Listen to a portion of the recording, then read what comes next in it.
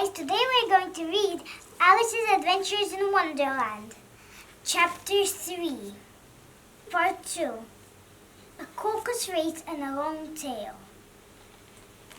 Let's start. However, when they had been running half an hour or so, and they were quite dry again, the dodo suddenly called out, "The race is over!" And they all crowded round it, panting and asking, "But who has won?"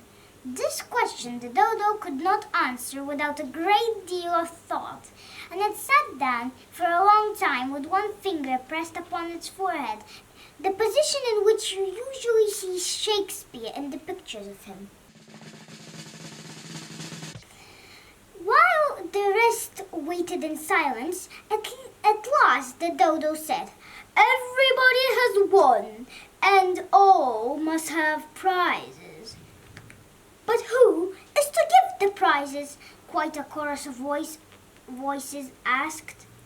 "Why, she, of course," said the dodo, pointing to Alice with one finger, and the whole party crowded round her, calling out in a confused way, "Prizes! Prizes!" Alice had no idea what to do, and in despair she put her hands in her pocket and pulled out a box of comfits. Luckily, the salt water had not got into it, and handed them round as prizes. There was exactly one apiece all round. "But she must have a prize herself, you know," said the mouse. "Of course," the dodo replied very gravely. "What else have you got in your pocket?" he went on, turning to Alice. "Only a thimble," said Alice in a melancholy tone. "Hand it over here," said the dodo, and they all crowded round her once more, while the dodo solemnly presented the thimble, saying, "We beg your acceptance of this elegant thimble." And when it had finished the short speech, they all cheered. Alice thought the very whole thing absurd, but they all looked so grave that she did not dare to laugh. As she could not think of anything to say, she simply bowed and took the thimble, looking as solemn as she could. The next thing was to eat the comfits.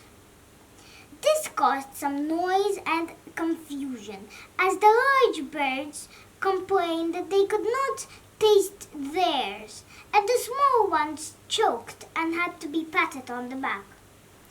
However, it was over at last, and they sat down in a ring and begged the mouse to tell them something more.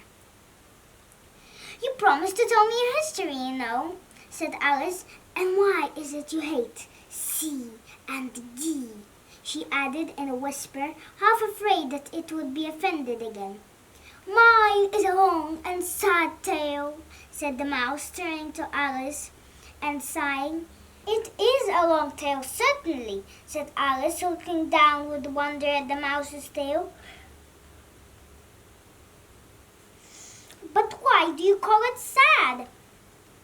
And she kept on puzzling about it while the mouse was speaking, so that her idea of the tale was something like this. Fury said to a mouse that he met in the house, "Let us both go to law. I will prosecute you. Come, I'll take no denial. We must have a trial. For really this morning I have nothing to do," said the mouse to the cur. "Such a trial, dear sir, with no jury or judge, would be wasting our breath." "I'll be judge and I'll be jury," said cunning old Fury. "I'll try the whole cause and condemn you to death." Thanks guys for listening. Until next time, it was me, Mira. Bye-bye. Switch off your telly.